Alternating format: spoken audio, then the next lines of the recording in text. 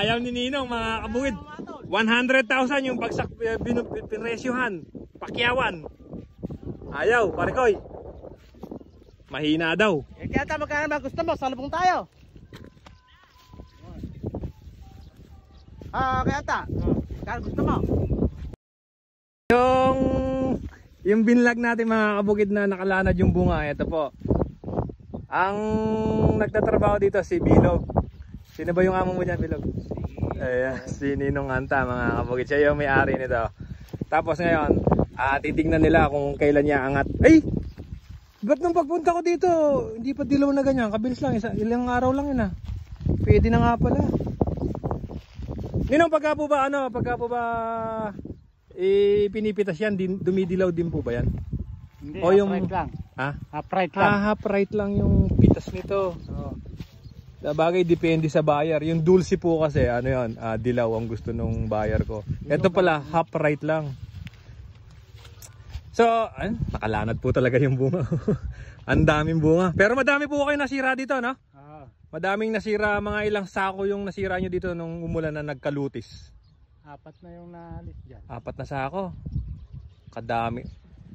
Kadami rin palang nasira mga kabukid. So kailan kayo magpapapitas, Ninong? Kailan po kayo magpapapitas?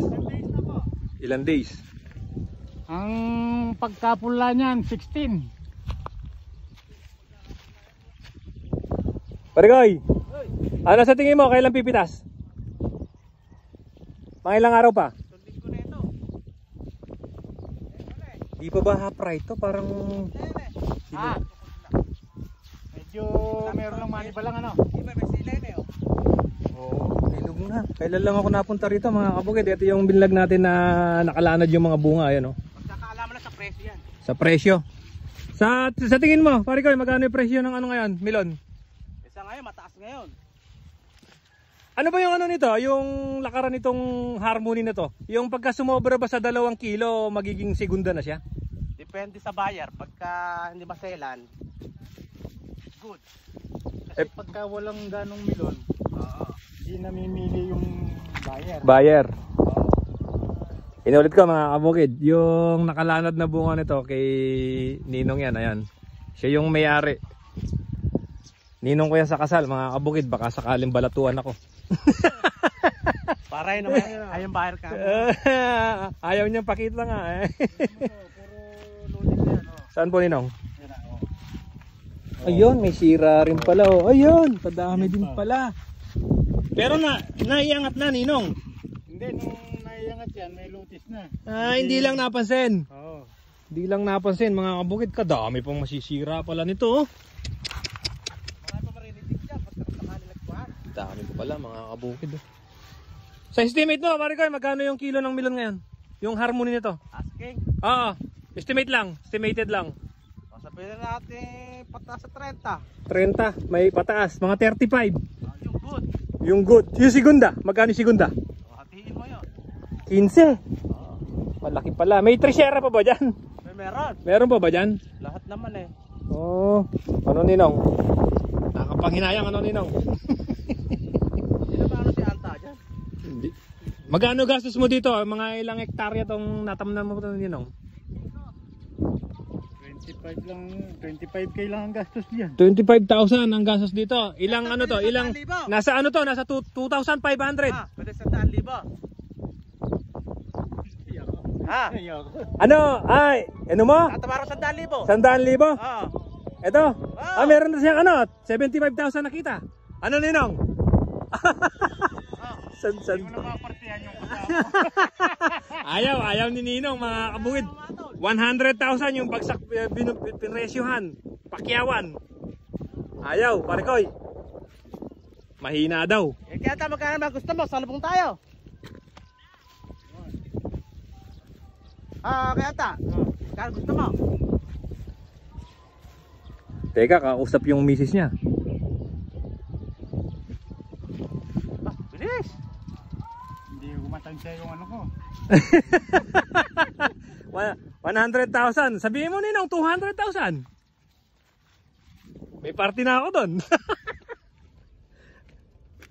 Tinawaran ni pare ko 100,000.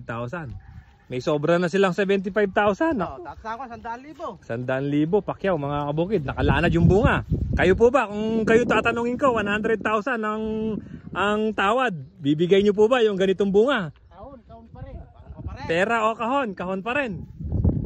Itong isang pinitak lang to, Ninong, di ba?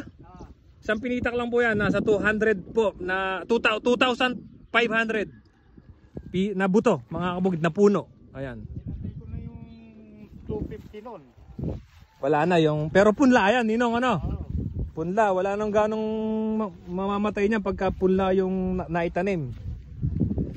Ayan oh. Napunta tayo dito sa kalagitnaan, mga kabukid, nakalanad pa rin. Madami pa rin palang nakuhang sira dito. Ano, Ninong, 100,000 po yung yung tawad. Kahon pa rin.